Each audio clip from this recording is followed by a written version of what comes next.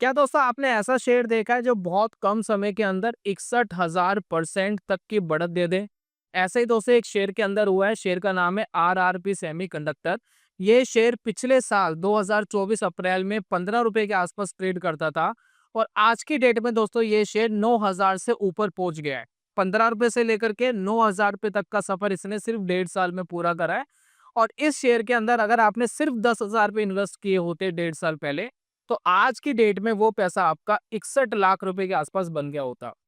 तो क्या कंपनी है, क्या करती है, इसके बारे में तो दोस्तों जानेंगे ही जानेंगे। साथ में दोस्तों इसके ऊपर बीएसई ने लिया है एक बड़ा एक्शन, इसको डाला ईएसएम लिस्ट के अंदर। अब ये क्या होता है, क्या पूरी कहानी है, आज की वीडियो के अंदर दोस्तों समझने वाले हैं। तो चलिए शुरू करते हैं और जानते हैं दोस्तों।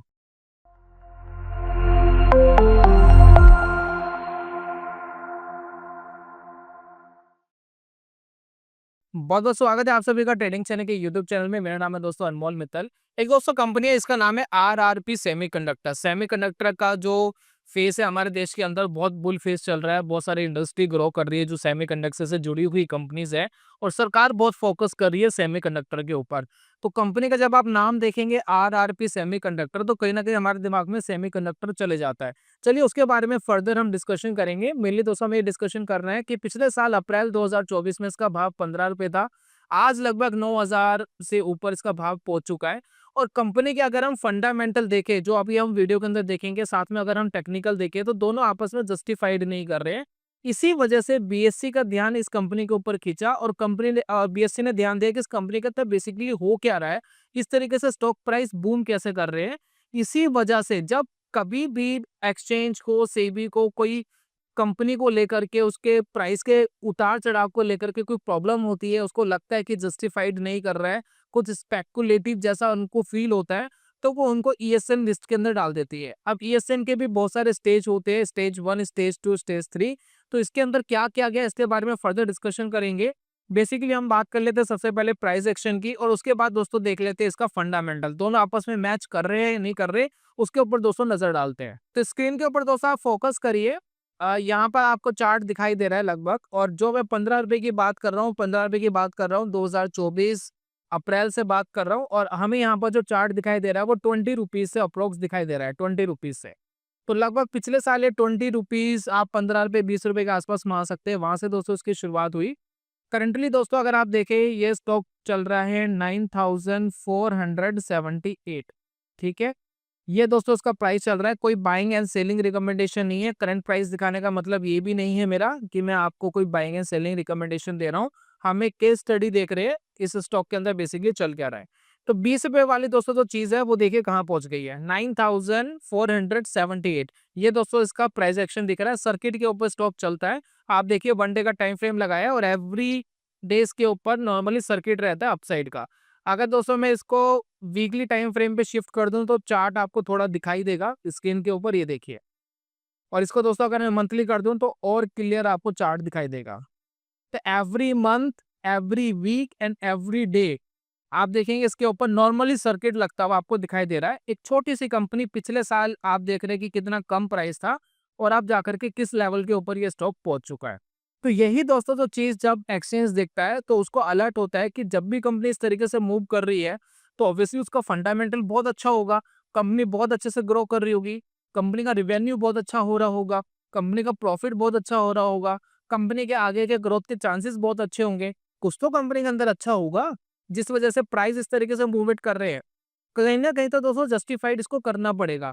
तो लेकिन जब दोस्तों हम इसके अंदर देखते हैं इसका फंडामेंटल, मैं स्क्रीनर डॉट इन के अंदर आरआरपी सेमीकंडक्टर को लगाता हूँ, तो सबसे पहले ये सिर्फ बीएसई पे लिस्टेड है, एनएससी के ऊपर लिस्टेड है नहीं। और उसके बाद दोस्तों अगर हम थोड़ी बहुत चीज़ों के ऊपर ध्यान दें तो हमें कुछ आइडिया लगेगा कंपनी का फंडामेंटल बेसिकली कर क्या रहा है। मार्केट कैप है इस स्टॉक की 12,900 करोड़ रुपए, लगभग 13,000 करोड़ आप राउंड फिगर में मान सकते हैं। स्टॉक का दोस्तों जो पी है वो लगभग 2,000 का पीई रेशो है। कितना है? 2,000 का पीई रेशो। हम 15, 16, 20 की पीई रेशो वाली कंपनी खरीदने में डरते हैं अगर हम वैल्यू इन्वेस्टर है। बाकी मैं तो दोस्तों मोमेंटम ट्रेडर हूँ, मोमेंटम ट्रेडर को फर्क नहीं पड़ता पीई रेशो क्या चल रहा है। लेकिन फिर भी 50, 100 से आसपास पी हो तब भी हम जस्टिफाइड करते हैं। लेकिन पी जब 2,000 हो तो कहीं ना कहीं कुछ ऐसा लगता है कि भाई इतना पीई कैसे हो सकता है किसी कंपनी का, 2000 का पीई। उसके बाद दोस्तों करंट प्राइस आप दे सकते हैं 9400। बुक वैल्यू देखिए कंपनी की सिर्फ 12 रुपए है। कितनी है? सिर्फ 12 रुपए बुक वैल्यू। डिविडेंड यील्ड कुछ यहाँ पर दिखाई दे नहीं रही है। डेट कंपनी के ऊपर बहुत ज्यादा नहीं है। नॉर्मली हम मानते हैं कि डेट टू इक्विटी रेशियो अगर 1 से कम है तो वेल एंड गुड है।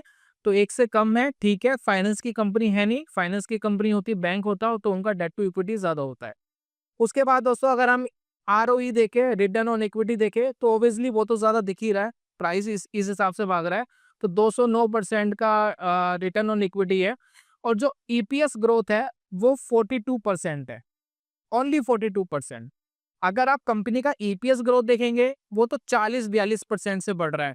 लेकिन कंपनी जिस हिसाब से बढ़ रही है वो जस्टिफाइड नहीं कर रहा है, क्योंकि ईपीएस ग्रोथ जितना हो रहा है उसके डबल भी अगर आप बढ़ रहे हो, चलिए 3 गुना भी अगर आप बढ़ रहे हो तब भी जस्टिफाइड हम करते हैं अपने आप को। लेकिन ये 42% का ईपीएस ग्रोथ किसी भी तरीके से जस्टिफाइड नहीं कर रहा है इस पर्टिकुलर कंपनी को। उसके बाद दोस्तों अगर हम चेकआउट करें इसका फंडामेंटल, बाकी चीजें चेकआउट करें, तो इसके जो कंपैरिजन की कंपनी है उसके बारे में देखें तो सबसे ज्यादा पीई, यहाँ पर जो 7 स्टॉक की लिस्ट है उसके अंदर अगर हम फोकस करें तो सबसे ज्यादा पीई इस स्टॉक का है। और सेकंड नंबर पर दोस्तों एक और कंपनी आ रही है कोलैब प्लेटफॉर्म, लगभग 931 का पीई रेशो यहाँ पर दिखाई दे रहा है, ठीक है। इनमें से दोस्तों कुछ कंपनी डिविडेंड देती है, कुछ कंपनी डिविडेंड नहीं देती है। लास्ट 1 ईयर के अंदर आप इसका रिटर्न देख सकते हैं, ये देखिए लास्ट 1 ईयर में 12,700 का रिटर्न जो किसी भी कंपनी ने नहीं दिया है। एक सेकंड कंपनी है जो अच्छा कर रही है, कोलैब प्लेटफॉर्म, मार्केट कैप इसका कम है, 3,300 करोड़ है इसके कंपैरिजन में। तो इसने भी दोस्तों अच्छा रिटर्न दिया है। अगर हम यहाँ बात करें 2,421 करोड़ के आसपास रिटर्न है, परसेंटेज के आसपास, मैंने करोड़ बोला गलती से, ठीक है। उसके बाद दोस्तों अगर हम इसके प्रॉफिट एंड लॉस देखें तो यहाँ पर देखिए सेल्स ग्रोथ यहाँ कुछ पॉइंट्स में है, 0.04 करोड़, और 2019 में 0.02 करोड़, फिर सडनली देखिए 0.38 करोड़, फिर ये देखिए मार्च के अंदर कुछ इसके अंदर 31 करोड़ के आसपास आया, और उसके बाद देखिए 26 थोड़ा सा डाउन होता हुआ हमें यहाँ पर दिखाई दिया।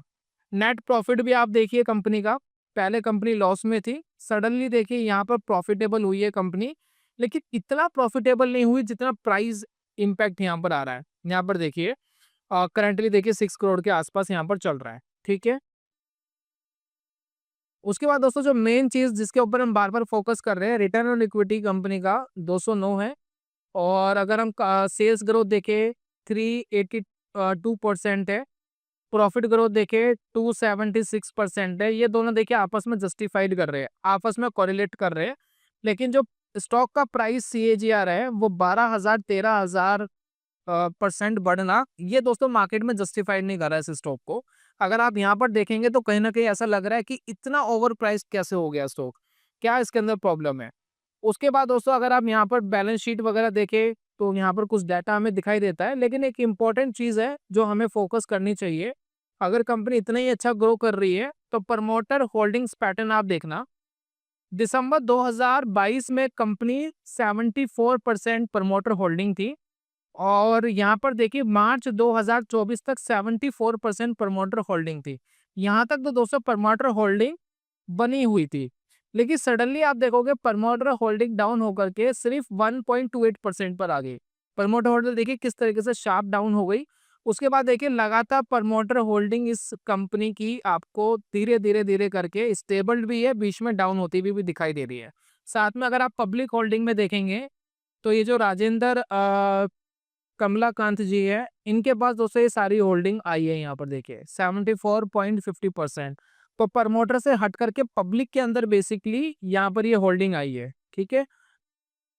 ये देखिए जून में 74.50, ठीक है। Share holding RRP semiconductor. अब ये क्यों, क्या क्या रीजन था, आई डोंट नो क्या रीजन है क्या रीजन नहीं है। मेनली दोस्तों यहाँ पर एक चीज समझ में आती है कि एफआईआई और डीआईआई दोनों ने इस कंपनी के अंदर कोई होल्डिंग कोई पोजीशंस इस कंपनी में नहीं बनाई हुई। नॉर्मली हम किसी भी कंपनी के अंदर देखते हैं, फॉर एग्जांपल मैं अगर एसबीआई के अंदर देखता हूँ, स्टेट बैंक ऑफ इंडिया, तो कोई भी अच्छी कंपनी जो अच्छा कर रही है मार्केट के अंदर, तो यहाँ पर शेयर होल्डिंग पैटर्न्स में अगर आप देखेंगे एफआईआईस की होल्डिंग्स आपको यहाँ दिखाई देगी, डीआईस की होल्डिंग्स दिखाई देगी, गवर्नमेंट की भी होल्डिंग आपको यहाँ पर दिखाई दे रही है, ठीक है। लेकिन आरआरपी के सेमीकंडक्टर के अंदर कुछ भी ऐसा नहीं दिखाई दे रहा है। अब दोस्तों इस कंपनी के ऊपर बीएसई ने एक्शन लिया है और जो रूल लागू किए गए हैं जरा दोस्तों उनको समझ लेते हैं। पहला दोस्तों जो रूल लागू किया गया है जो आप स्क्रीन के ऊपर देख रहे हैं वो है ट्रेड टू ट्रेड सेटलमेंट, यानी हर खरीद और बिक्री पर तुरंत डिलीवरी आधारित होगी। यानी कोई भी बिक्री स्पेकुलेटिव नहीं होगी। डिलीवरी के लिए अगर आपको खरीदना है तो ही आप खरीद सकते हैं। स्पेकुलेशन आप इस स्टॉक के ऊपर नहीं कर पाएंगे। सारे ऑर्डर सीएनसी पे जाएंगे, इंटरडे के ऑर्डर इस स्टॉक के ऊपर नहीं जाएंगे। सेकंड दोस्तों अगर हम यहाँ पर देखें 2% का प्राइस बैंड लगा दिया है, यानी एक दिन में स्टॉक 2% से ज्यादा ऊपर नहीं बढ़ सकता और 2% से ज्यादा नीचे नहीं गिर सकता। इससे दोस्तों स्पेकुलेशंस होना थोड़ा सा टिपिकल हो जाता है किसी भी कंपनी को लेकर के। सेकंड दोस्तों, थर्ड दोस्तों इसके अंदर जो लगाया गया है 100% मार्जिन रिक्वायरमेंट, यानी कोई इसके ऊपर आप लेवरेज नहीं ले सकते। किसी भी तरीके का कोई ऐसा ब्रोकर आपको फैसिलिटी नहीं दे सकता कि इसके ऊपर आप मार्जिन में ट्रेड कर लो। आप इसको ट्रेड करने के लिए 100% मार्जिन आपको चाहिए, तभी जाकर के आप ये काम करते हो। ये सारे दोस्तों जो कदम उठाए जाते हैं ये manipulation, price manipulation and speculation, दोनों का अगर डर होता है किसी कंपनी के अंदर और ऐसा लगता है कि उतार चढ़ाव कुछ नेचुरल नहीं है किसी कंपनी में, उसी वजह से दोस्तों इस तरीके के कदम उठाए जाते हैं। ये जो दोस्तों रूल रेगुलेशंस है ये सेबी और एक्सचेंज दोनों को कंबाइंड करके एक रूल रेगुलेशंस बनते हैं जो इस तरीके के स्टॉक के अंदर लगाए जाते हैं जहां पर मैनिपुलेशंस का डर होता है। हम ये नहीं कह रहे कि मैनिपुलेशन हो गया, हम ये भी नहीं कह रहे कि प्राइस स्पेकुलेशन हो रहा है, लेकिन डर है, जस्टिफाइड नहीं हो रहा है, तो कोई ना कोई प्रॉब्लम होने की संभावनाएं ज्यादा है, पॉसिबिलिटी ज्यादा है, राइट। उसके बाद दोस्तों अगर हम बात करें ईएसएम होता क्या है उसके बारे में दोस्तों थोड़ी सी जानकारी ले लेते हैं। देखिए किसी भी स्टॉक के अंदर अगर आप ईएसएम देखें तो 2 सेकंड के लिए अलर्ट हो जाना, चाहे आप शॉर्ट टर्म के लिए ट्रेड कर रहे हो चाहे आप लॉन्ग टर्म के लिए इन्वेस्टमेंट कर रहे हो। अगर कोई भी स्टॉक ईएसएम लिस्ट में है, अब तो क्या है कि जब आप ब्रोकर के पास जाते हो किसी स्टॉक को खरीदने की कोशिश करते हो तो नॉर्मली आपको एक नोटिफिकेशन देता है कि ये स्टॉक ईएसएम लिस्ट के अंदर है। जैसे कि दोस्तों मैं किस स्टॉक को बाय करने की अगर कोशिश करता हूँ, देखिए ठीक है, ओवरनाइट, और मैं इसको बाय करता हूँ तो यहाँ पर दोस्तों आपको ब्रोकर देता है एक वार्निंग। उसके बाद आप ट्रेड लेना चाहते हैं नहीं लेना चाहते वो आपकी मर्जी है। देखिए सिक्योरिटी अंडर ईएसएम स्टेज 2 के अंदर बेसिकली क्या होता है कि रिस्ट्रिक्शंस ज्यादा लगी होती है। रिस्ट्रिक्शंस लगने की वजह से आपको ये नोटिफाइड करता है कि प्रॉब्लम क्या क्या चल रही है। पहली बात तो जो पी रेशो है वो ग्रेटर देन 50 है, 50 से ज्यादा पी रेशो स्टॉक का बता रहा है, हमने अभी चेक करा 1900 है। और उसके बाद दोस्तों ये बता रहे हैं कि लास्ट 30 डेज के अंदर अगर अगर हम इसको नोटिस करें तो लेस देन 100 पेन है या यूनिक क्लाइंट है जो ट्रेड कर रहे हैं। लेस देन 100 यानी बहुत ज्यादा वॉल्यूम भी नहीं है, कुछ गिने चुने लोग ही शायद ट्रेड कर रहे हैं ऐसा दिख रहा है। मैनिपुलेशन है नहीं है वो एक बात की बात है। तो ये दोस्तों हमें एक वार्निंग आती है, do you want to proceed with this order, तो आपका ब्रोकर आपको नोटिफाइड करता है। ये जो दोस्तों मैं प्लेटफॉर्म यूज कर रहा हूँ ये फायर्स का ट्रेडिंग प्लेटफॉर्म है। अगर आप इसमें अकाउंट खुलवाना चाहते हैं फ्री ऑफ कॉस्ट, जिसमें अकाउंट मेंटेनेंस भी आपको जीरो होता है, ईयरली मेंटेनेंस भी आपको नहीं देना होता है, इस तरीके के प्लेटफॉर्म फीचर्स भी आपको फ्री ऑफ कॉस्ट मिलते हैं और एआई असिस्टेंट भी आपको मिलता है स्क्रीनर बनाने के लिए। तो वो दोस्तों आप यूज कर सकते हैं फायर्स में, लिंक मैंने डिस्क्रिप्शन और कमेंट बॉक्स में दिया, आप जाकर के अकाउंट ओपन करा सकते हैं। दोस्तों ईएसएम के कुछ लेवल बता देता हूँ। ईएसएम की फुल फॉर्म होती है इनहेंस्ड सर्विलेंस मेजर। ऐसे स्टॉक के अंदर लगाया जाता है जिसके अंदर कोई डर लग रहा हो कि स्पेकुलेशन हो सकती है, मैनिपुलेशन हो सकती है, तो उस केस में ईएसएम के स्टेज लगाए जाते हैं। तो कुछ स्टेज है वो मैं आपको समझा देता हूँ। एक होता है स्टेज नंबर 1, पहला लेवल है स्टेज नंबर 1। इंडिकेशन हुआ लग रहा है कुछ है लेकिन नहीं निकला तो शुरुआत में स्टेज नंबर 1 लगा देते हैं, ईएसएम लगा देते हैं। तो नॉर्मली आप देखेंगे 5% या 2% प्राइस बैंड लगाया जाता है। तो इस केस में देखिए सबसे वर्स्ट वाला 2% प्राइस बैंड लगा दिया स्टॉक के ऊपर और T+1 सेटलमेंट लागू हो जाता है, ठीक है। सेकंड दोस्तों होता है स्टेज 2 जो हमें इस पर्टिकुलर स्टॉक के अंदर दिखाई दे रहा है, वो है ट्रेड टू ट्रेड सेटलमेंट होता है, यानी हर ट्रांजेक्शन डिलीवरी आधारित होती है। कोई भी ट्रांजेक्शन सेटलमेंट आधारित नहीं है, डिलीवरी आधारित ही है, कोई स्पेकुलेशन नहीं होगा। आपको डिलीवरी लेनी है तभी दोस्तों यहाँ ट्रेड लिया जाएगा। उसके बाद दोस्तों स्टेज 3 है जिसमें सर्किट फिल्टर और मार्जिन को सख्त किया जाता है। तो इस केस में स्टेज 2 पर तो है लेकिन साथ में मार्जिन को सख्त भी किया गया है, ठीक है। तो ये भी दोस्तों इसमें लगाया गया। अगर स्टेज 3 पर स्टॉक जाता है तो और भी ज्यादा रिस्ट्रिक्शंस आपको देखने को इस स्टॉक के ऊपर मिल सकती है। तो अगर कोई शेयर बिना किसी ठोस कारण तेजी पकड़ रहा है, जिसके अंदर कोई फंडामेंटल कुछ ऐसा नहीं दिखाई दे रहा है, तो वो कहीं ना कहीं स्पेकुलेशन लिस्ट में आता है और एक्सचेंज और सेबी की नजर में आता है। तो जब भी दोस्तों आप इन्वेस्टमेंट करें किसी भी स्टॉक के अंदर और स्टॉक का प्राइस अगर मूवमेंट कर रहा है लेकिन उसको फंडामेंटल मार्केट के अंदर मोमेंटम नहीं दे रहे हैं, तो समझ लीजिए स्पेकुलेशन के बहुत ज्यादा चांसेस है। तो इसलिए कोई भी आपको ये बोले कि प्राइस इज एवरीथिंग, और कोई कितना ही बोले, तो ये बिल्कुल भी नहीं कि प्राइस इज एवरीथिंग। आपको मार्केट के अंदर थोड़ा सा देखना पड़ेगा क्या उसके पीछे का कोई आधार है, कोई ठोस कदम है जो उठाया जा रहा है जिसकी वजह से प्राइस मार्केट के अंदर मोमेंटम दे रहे हैं। बिना किसी स्ट्रॉन्ग रीजन के प्राइस मूव नहीं कर सकते, और अगर कर रहे हैं तो सस्टेन नहीं हो सकते। तो उम्मीद है दोस्तों ये आरआरपी सेमीकंडक्टर की पूरी कहानी आपको समझ में आ गई है।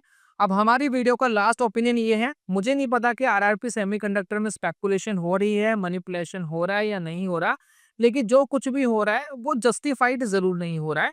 तो आपको थोड़ा सा अलर्ट रहने की जरूरत है इस तरीके की कंपनीज के अंदर। ये कोई फाइनेंशियल एडवाइस नहीं है। जब भी आप इस तरीके की कंपनी के अंदर कोई इन्वेस्टमेंट करने की सोच रहे हैं तो आपसे भी रजिस्टर्ड फाइनेंशियल एडवाइजर की एडवाइस जरूर लें। तो ये था दोस्तों आज की वीडियो के अंदर। जल्दी मिलूंगा नेक्स्ट वीडियो में, तब तक के लिए good bye, God bless you, bye bye दोस्तों।